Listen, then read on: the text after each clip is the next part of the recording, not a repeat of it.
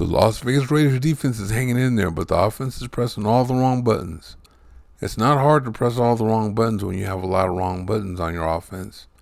Before the game, no one expected the Raiders to actually beat the undefeated Super Bowl champion Kansas City Chiefs, but the way they lost is unacceptable. That was the game they could have won. I feared a 45-3 blowout was coming because they're so short-handed on defense, but that scrappy Raider defense gave them a fighting chance. Unfortunately, they were overmatched tactically on the offensive side of the ball. The play calling and personnel decisions have the offense on a bad spot. It's broken, and the Raiders aren't going to win until they fix some things. Give the Raiders a quarterback, and they're a good team right away, but with Gardner Minshew at the position, it ain't going to work. He can't help himself. He finally didn't throw an interception in the game on Sunday, but he fumbled. He turns the ball over way too much. He gave the Chiefs a short field with that fumble, and like good teams do, they capitalized. He has to be the worst free agent acquisition this offseason. So far this season, he's completed 67.7% of his passes for 1,377 yards, 6 touchdowns, 8 interceptions, and a passer rating of 80. And while all quarterbacks are worse under pressure, Minshew is especially bad. He has a quarterback rating of 67.5 under pressure to rank number 31st in the NFL. He has happy feet and leaves clean pockets to throw interceptions too.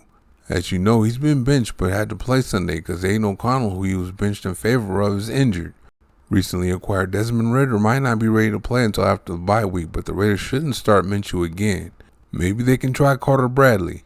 Alexander Mattison starting at running back isn't a big help for the Raiders running game either. I know many of you prefer him because Zamir White, who I prefer, was a big disappointment to start the season. But with the exception of one game against the NFL's worst run defense, Mattison hasn't done much. Sure, we can argue about who should start at running back, but that matters very little because the offensive line isn't run blocking very well. They don't pass block very well against good pass rushing teams either.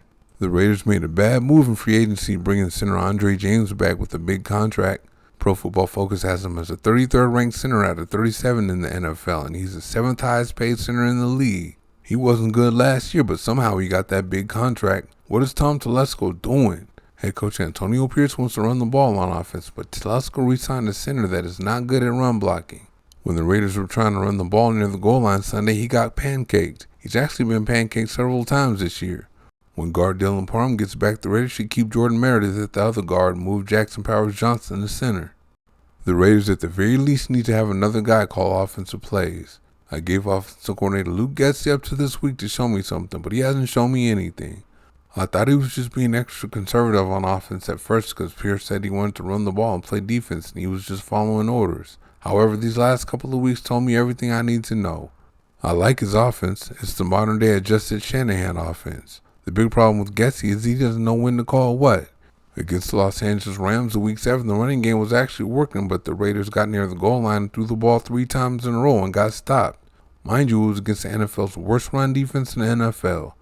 Then Sunday, the Raider running game clearly wasn't working at all, but the Raiders ran the ball 3 times in a row near the goal line.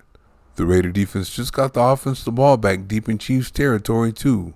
Many think the best play callers are so creative and all that good stuff, but that really isn't the case. The best play callers do what the offense does well. At least what they're doing well at the time.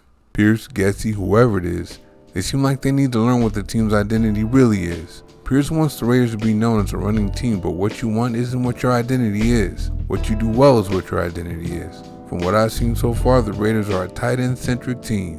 Tight end Brock Bowers is the best player on the offense, so the Raiders need to get him the ball. Anytime the Raider offense has any kind of success this year, Bowers has a big hand or hands in it. I understand you have to establish the run, but you can't be so determined that you cost the team. The offensive line just isn't there. Maybe it'll be there when Parham comes back if they move Powers back to center. Thank you for watching. See you next time.